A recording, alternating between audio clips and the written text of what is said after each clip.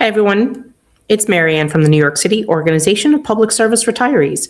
We are starting our debunking bullshit all over again, and we have one person to thank for bringing us back, Michael Mulgrew. And we're calling him this year Muddy the Waters Mulgrew because that's all he seems to do is muddy the water with disinformation.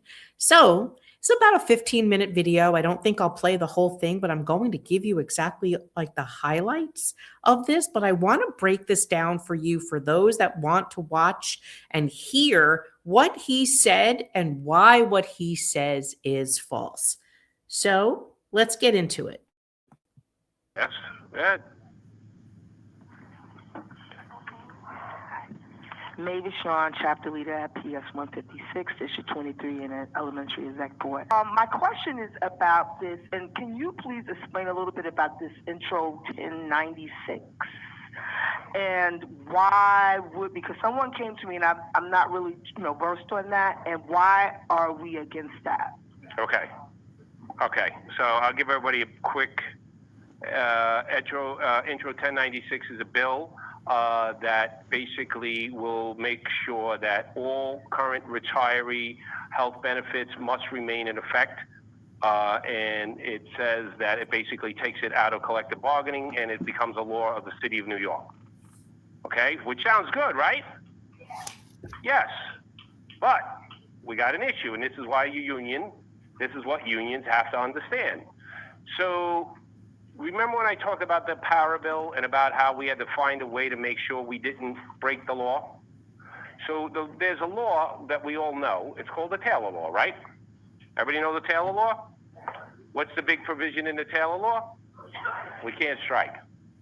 But the other provision there's a couple other provisions that are very, very important to us. One, that say if you can't get along with a mayor and you can't negotiate a contract, can the mayor then close the shop and say that your contract is null and void and all of your benefits, pay scales, and everything now are no longer in effect like they can in the private sector?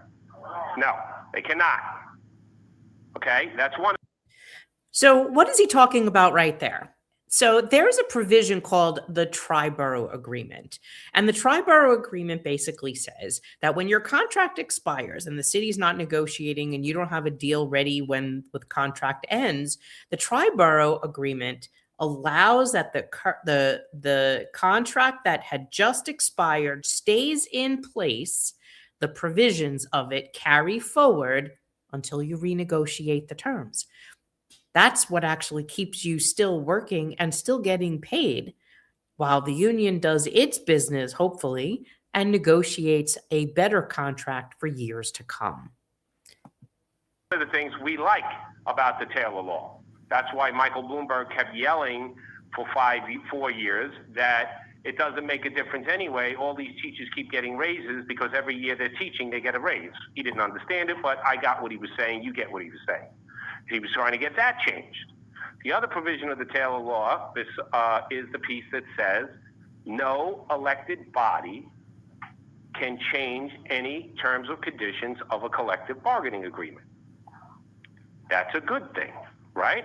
So in other words, if, say, the governor or the state didn't like New York City's teachers' contract, and they decided that they were going to pass a law that says, from now on, we have to give back a certain, we have to get paid less, or we have to pay, it's ridiculous that New York City teachers are the only teachers not paying healthcare premiums. And we have to start paying healthcare premiums. If we did not have that provision of the Taylor Law, that could happen to us. Okay? So it's a protection. So 1096, even though this union's position is that we will not agree to any Medicaid for all or any of those things, and we have fought and stopped them all, but the unions have to be smart about this. If we agree to allow city council to change the current terms and conditions of retiree health care, that would be nice for the moment. But it leaves us wide open to any mayor could then come back in and say, you know what? I don't want, New York City shouldn't be paying for any retiree health care, and city council is going to vote that, and that would overturn that law. Okay, so there's a whole bunch of bullshit in there. First of all, you have health care benefits today not because of a collective bargaining agreement. You have health care today because of a 1967 law known as Administrative Code 12-126. That is what gives every employee, retiree, and their dependent health care. The law literally says the city will pay the full cost of health coverage up to the HIP HMO for every employee, retiree, and their dependent. And for those who are Medicare eligible, it gives them Medicare B reimbursement. And that's because, unlike active workers, Medicare B recipients, people who are over 65 and disabled, they're paying premium for their Medicare, which covers 80% of their treatment, their medical bills, out of their Social Security check. Where active workers and pre-Medicare retirees, they don't pay premium at all. So we have to get that back. And here's the other kick in the head. The city doesn't give us that money until the following April for the basic payment. And if you're a higher earner and you get more, you pay more than just the basic, you don't get that back till the following October. So he's wrong because no mayor can go and overturn the law. This law has been there since 1967. And Mikey should know that the city council just can't go and overturn a law, or a mayor can't overturn a law, because he got in bed with Mayor Adams in 2023 or 2024 when he went to go change the law, that law with Intro 874, so that he and the MLC can choose what plan retirees or employees got to pick. Remember, he wanted to be able to choose which healthcare plans different classes of individuals would have. And that was because he wanted to try to force us into Medicare Advantage. This is why we need protection from him. It is him that is pushing this. You don't see any other unions pushing this, do you?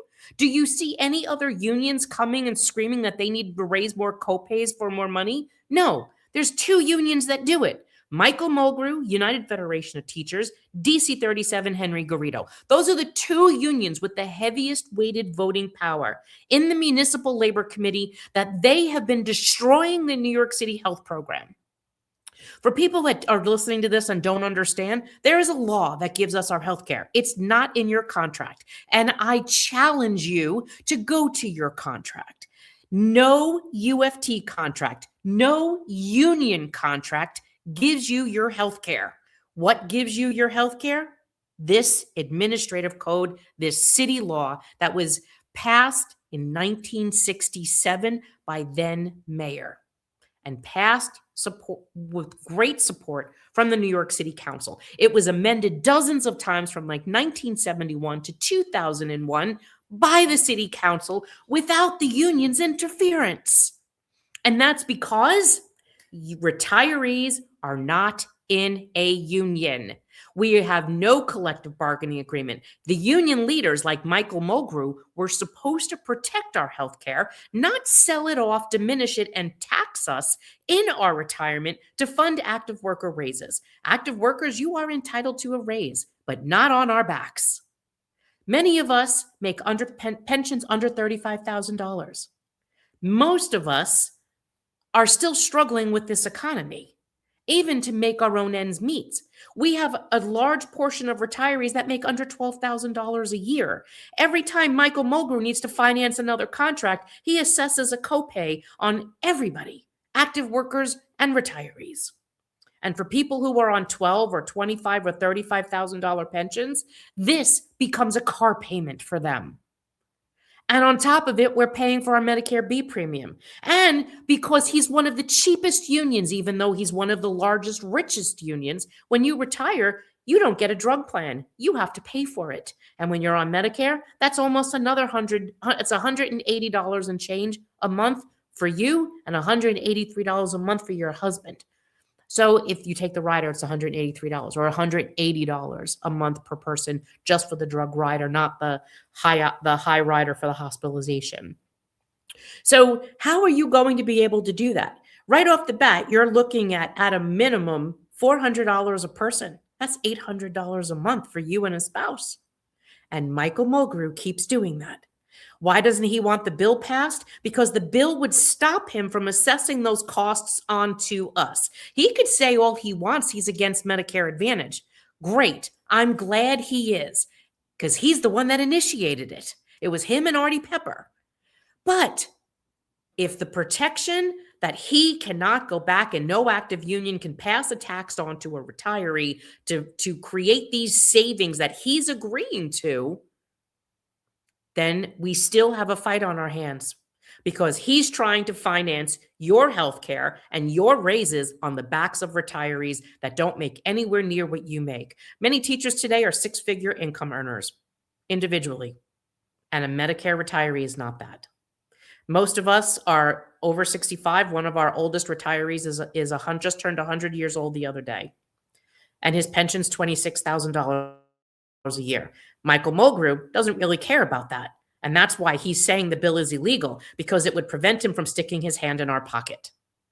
The bill's not illegal. It doesn't interfere in collective bargaining because retirees are not in a collective bargaining unit. We're not even in a union. Retirees can only be in a retiree chapter or in a retiree association. No retiree votes on a contract. We don't negotiate. We don't bargain. We don't vote on contracts. But Michael Mulgrew keeps trying to get us to pay a tax, our copays, or a copay, or a deductible to finance his contract and finance the deals he's making in his collective bargaining agreements.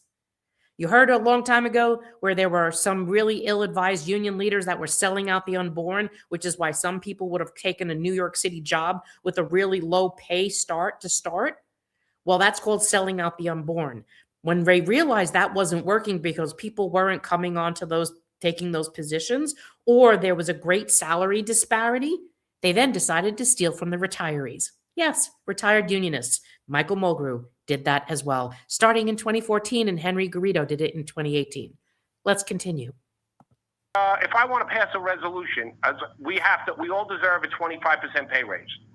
Is everybody in here going to vote for it? Yeah. That means we just bound, this is the verse, does anyone think New York City is going to give us a 25% pay raise? But that's not the point. If we pass that, we just bound our negotiation committee. In other words, they can't settle a contract without that. We basically be shooting ourselves in our own foot. Okay? So. And that's not true either. Resolutions don't bind you to anything, because your union, the United Federation of Teachers, has previously completed resolutions to support protecting or increasing Medicare. They even did a resolution for the New York Health Act. Did that mean Michael Mulgrew supported that? No. Michael Mulgrew actually went against it. So resolutions give you a guide of telling whatever body that there is that would be pertaining to what the body of the union, the majority of the union wants. They're not committed to it. It's a resolution. It's a nice to have, like to have. This is what we agree with. But if it's not possible, you don't do it. And sure as heck, if Michael Mulgrew doesn't want it, you don't do it either. So when you say things, if you're going to try to use a law that would set a precedence against a provision of a law that protects us, that means we would no longer have. And here's the other thing. The retirees retired. There is a precedent that the administrative code provided our healthcare, and we were told for decades, almost 60 years, when you retire, you will have Medicare and a city-paid supplement. Michael Mulgrew went to force us into privatized Medicare Advantage, a plan that then he would create and he would control with prior authorization, more copays, higher deductibles, and denials of care, which would exclude us to see many of our doctors. And then when we started winning in court because we challenged him, he then agreed to assessing copays. For all of you active workers listening to this, your copays aren't because the insurance company passed them on to you. It's because he agreed to them. He did. And he'll keep saying it was the Municipal Labor Committee that did it. But as long as he and Henry Garrido agree, the two of them get whatever the heck they want. Why don't you ask him better? This was voted on by the MLC. How did you vote, Michael Mulgrew? Because that would be the true test. How did he vote? And I'm going to tell you, he voted for them every single time. Because it's impossible to pass a resolution or pass a motion in the Municipal Labor Committee if Michael Mulgrew doesn't vote on it. If just Henry Garrido does and all the other unions, it's impossible to pass a motion. He has to pass that motion. This is why Michael Mulgrew is lying. Then he tried to force us to pay a premium. Michael Mulgrew wanted us to pay a premium in 2023. We had to go not only file in court, we had a hearing where we went to say, don't change the law. That was 2023 when the mayor went to go do Intro 874 to force us to allow the MLC to choose which healthcare plans that we had. We had to tell them, don't do this. We had to expose why they were doing this, that they plundered the stabilization fund by taking all that money out for their welfare funds and use it for teacher raises in 2014. And then they tried to use us to fill that gap that they misspent that fund on. This is why this is egregious. No municipal union has a system set up like we do with our retirees. We go out of our way to make our retirees as part of our union. We know. And that's another show. You have 250,000 municipal retirees on Medicare. Very few unions have a retiree association, and that's because you have no power and you have no votes. Your UFT allows a certain percentage, a small number of your 89,000 retirees. You're allowed to have 23,000 votes in your officer election. That doesn't even, if all 89,000 decided to vote, that's not even a full vote for every person. That doesn't make you a whole person. You're not part of your union. You might be a loyalty member. And if you look at the bylaws, that's exactly what that is. You are a member of a retiree chapter. And that retiree chapter, they can choose that you're a loyalty member of the union, but you are not a union member. So don't let him lie to you on that. There's plenty of case law that says retirees are not allowed to be in a union, and it goes back to 1971. You hear me talking about that all the time. So don't listen to that. I know you want to listen to him because he's your union president, but he's blatantly lying to you. For a fact, they bring so much value. They're here. They support us. They watch. Right. So much value that you had not a problem, not a wink. You didn't have any issue. You didn't lose a night's sleep over trying to force us into a predatory privatized Medicare Advantage plan that many of our doctors and hospitals didn't accept. And then, of course, sacked us with copays to fund your savings agreements to finance your contract. So thank you. So the issue here is we have had our lawyers look at it. And we've had lawyers from outside firms look at it, and they've all said the same thing. The law would set a precedent that would be in violation of the Taylor law, and why would you want to set? And our lawyers and their partners have all agreed with us that Michael Mulgrew is full of bullshit. The reason being is the law says that the city has to provide a supplemental plan like what's been in effect for the last 60 years.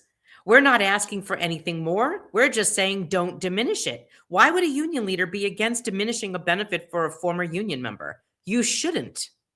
We're not asking for anything we don't have already. We're saying this bill will preserve what we have.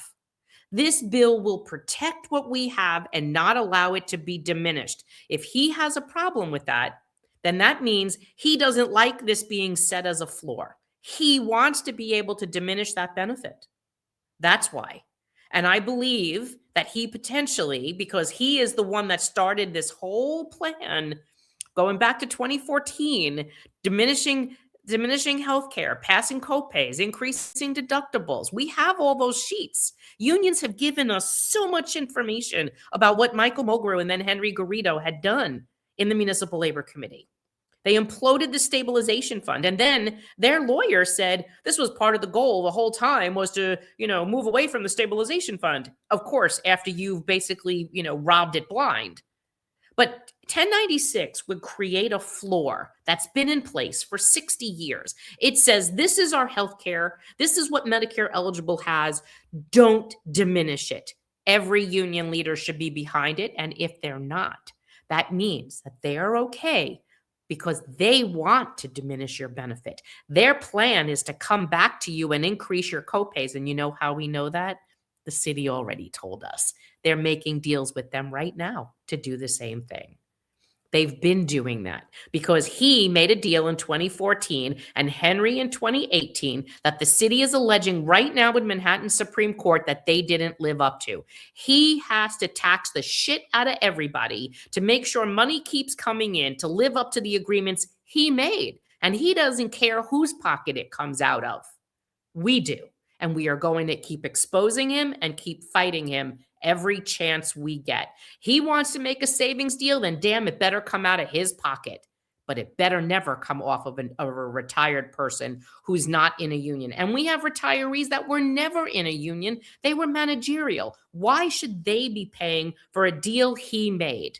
That's why he doesn't want 1096.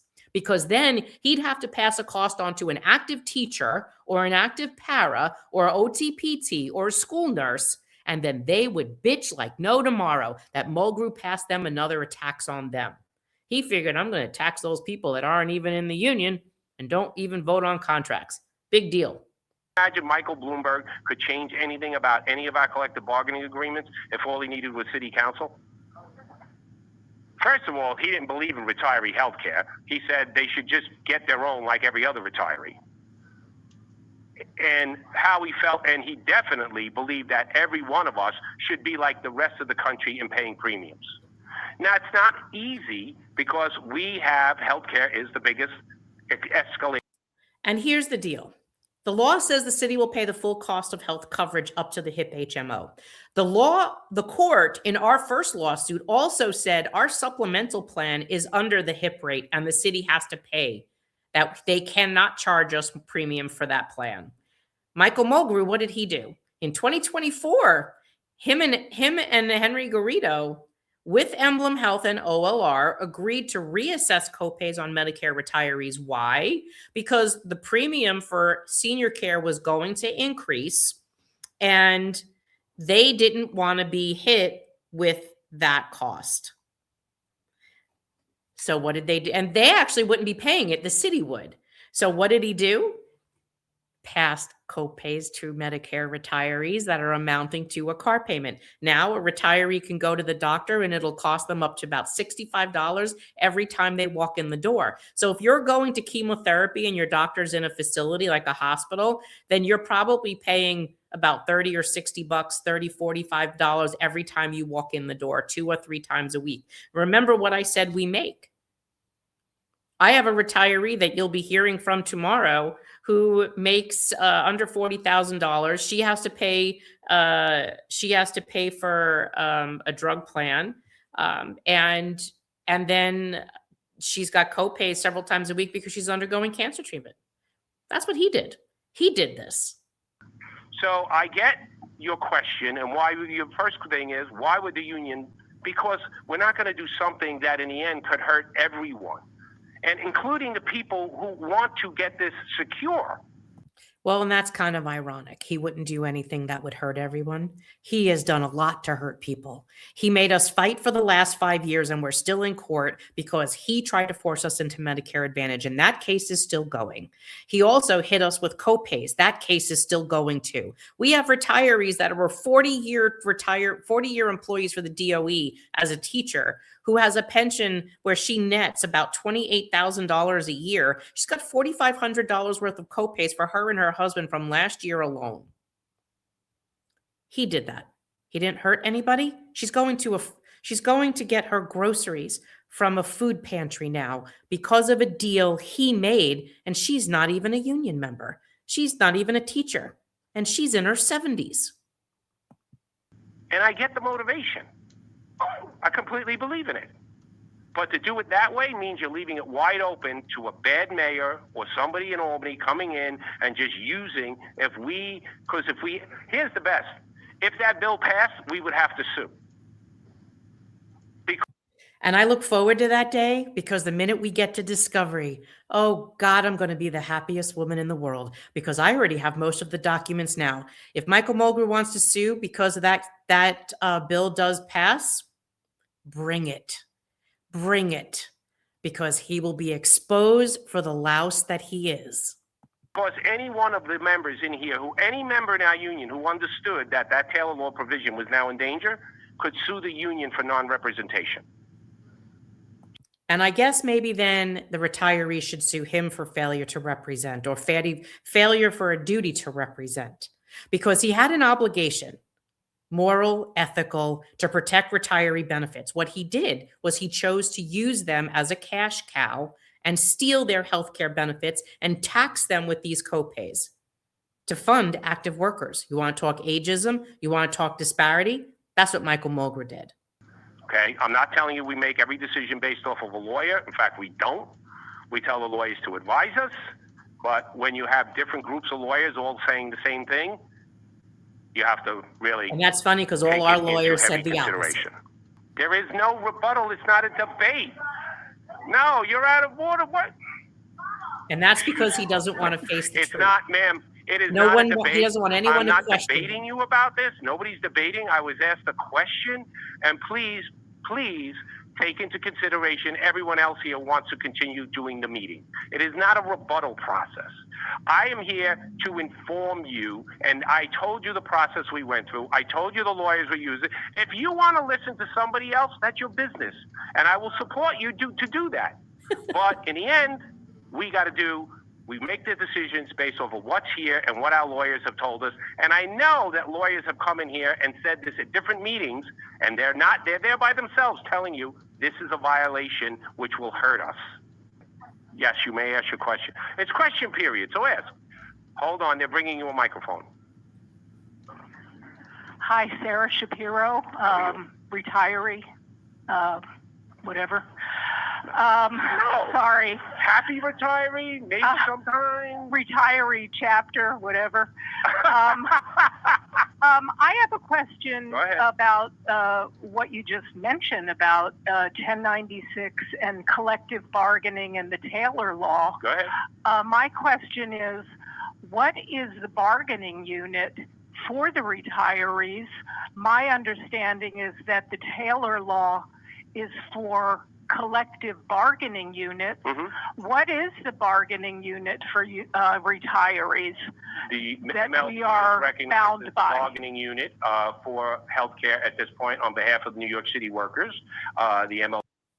And the MLC is not a bargaining unit. The MLC does not hold a bargaining certificate. The MLC is a coalition. It can be used like a coalition. It is a committee of unions. Membership is voluntary, not mandatory. And yet, under the law, healthcare is a mandatory subject of bargaining for every union and every union member. The MLC is not supposed to be bargaining. And why does he want it done there? Because he has the highest single vote of all the 101 unions in the MLC. That's why he wants it to stay where it is. He wrongly allows it to stay there because if he was truly a good union leader, he would know what's happening is wrong, but he doesn't care because he has the power there. That's why. And the only way to change the rules, because they change the bylaws and allow a more equitable vote, is if they have a 2/3 motion, which means he would need Henry Garrido to go ahead and do that to change it. And the both of them have the highest votes of all of the 101 unions in the MLC.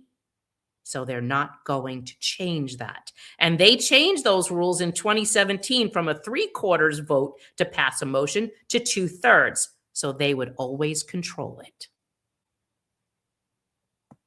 MLC does all of those bargaining, and it absolutely has been recognized. And lawyers and arbitrators have constantly upheld that they have a right. The MLC has a right to bargain. They absolutely don't. And I'm going to start exposing some of those cases that go through OCB.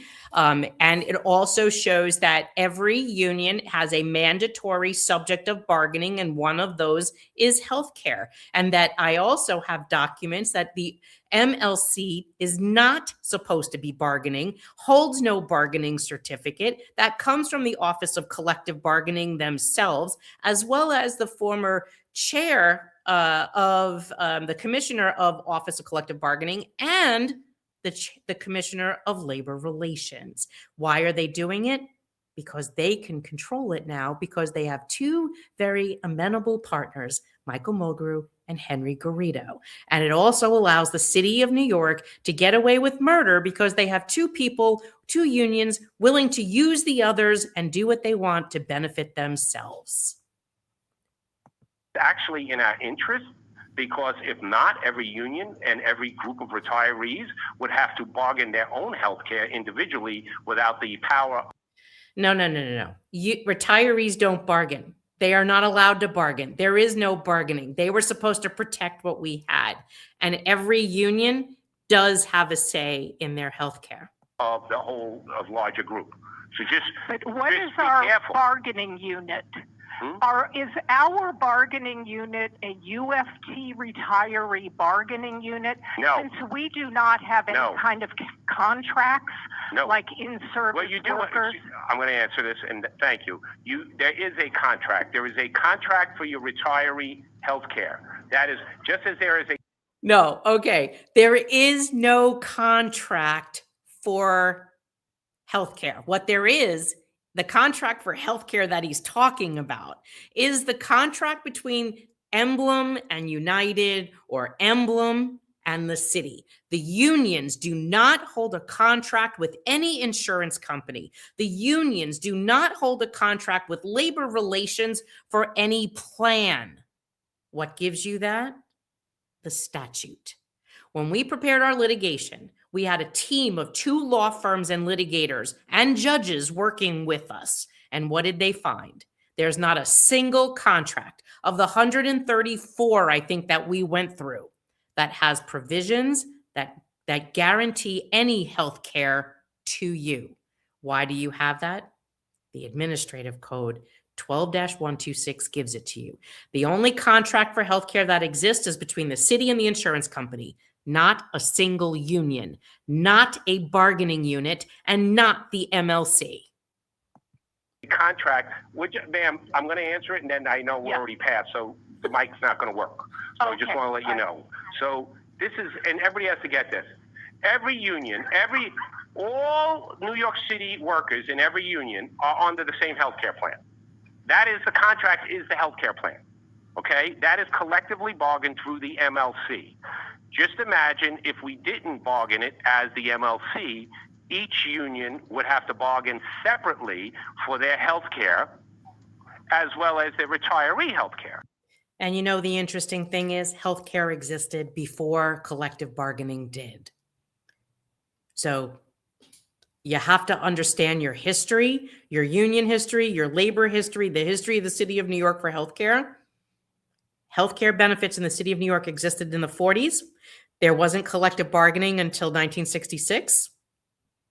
So 1967, the administrative code passed that guaranteed everyone health care. In the beginning, it was only the uniformed services that had health care, and health care paid for by the city. In 1967, that gave everyone health care, and the city paid for all of us.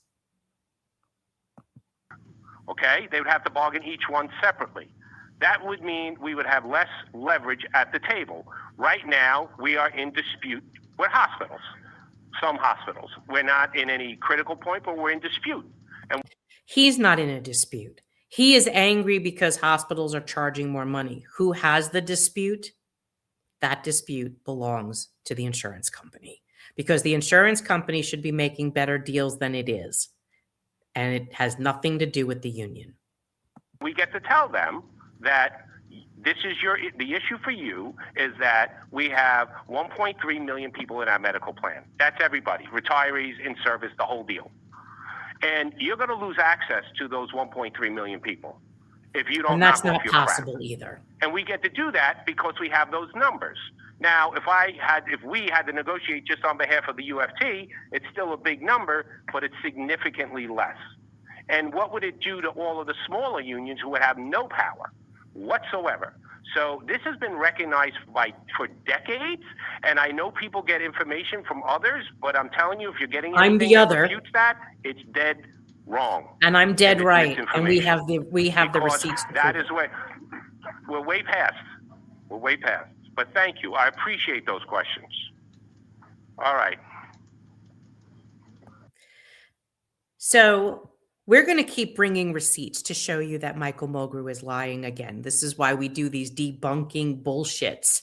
I'm again going to start showing you the contracts that show that there are no provisions for healthcare, that it may just reiterate the administrative code, but there's nothing in any single contract that says that you will have this specific healthcare or you will have these specific provisions. The administrative code is what provides everyone with healthcare equally. And it was intended to be that way because in the beginning, it was the uniform that had their healthcare paid for free. It went up from like 75% to 100%. And then they decided to bring the civilian workers in and give healthcare to the civilians in 1967. And when the inception of Medicare in 1965, this gave everyone the ability to have Medicare. And it was a godsend to the city because the city was paying for Medicare retirees exactly what it was paying for the same plan as younger people. And so now they pay a very little amount of money. It's like $200 a month for Medicare Basic, and that covers the first 80%. The city's only on the hook for the other 20%. And that's like another $200 for that supplemental plan. So an older person's healthcare is only $400 a month versus an active worker is over $1,000. This is why we have to protect this. There are no networks. You could see 99% of doctors in America and hospitals in America. There's rare prior authorization rather than what Michael Mulgrew does. All of you guys keep sending us messages that the NYCE PPO plan is denying your drugs and denying your medical visits or denying your ambulance. This is insane. We don't have this in Medicare. You need healthcare, you get it. I don't want my healthcare in the hands of Michael Mulgrew, and neither should you. He needs to have a come to Jesus moment and stop negotiating away healthcare. It's not Emblem that's doing it. It's the MLC that's doing it under Michael Mulgrew. And because he's in court right now with the city on 2 different arbitrations, because he made deals that he allegedly couldn't live up to, he needs to find money somehow, which means he's lifting up the cushions and sticking his little grubby fingers in everybody else's pockets. And the only way he's going to get money out of those pockets, if you're retired, is passing a copay or passing a deductible on to you. Intro 1096 wasn't illegal. Our new bill won't be illegal either. His own lawyer, Alan Klinger, said that the bill isn't illegal. But what it would do, in their interpretation, was that if the city had to pay for those retirees, it would be less, it would pay for active workers. And I'm going to close tonight with that video. It can't by itself determine what happens for actives, but what it'll do is put enormous financial pressure on what the city says to us it's willing to pay for actives if they have to pay so much more for retirees. That's how we interpret it. An MLC lawyer says retiree legislation is not illegal, but if the city has to pay for retirees, it will pay actives less. Think about that for a moment. Now, if that doesn't really put things in perspective. Have a great night, everyone. Stay tuned because we're going to try to start sharing something every single day. We're going to show you what this union has been doing to people. We need good, strong unions in the city. What we don't need is a corrupt union leader stealing from retired unionists who slaved and gave their life in service, and some gave their health to service, as you will hear on the radio tomorrow. Join me tomorrow, Monday, March 16th at 5 p.m., WBAI 99.5. You will hear me speak with another civilian retiree who developed cancer, most likely from her exposure from her work, and how she is going into copay debt because of what the unions did. Have a good night, everybody. Don't speak what you don't understand. The truth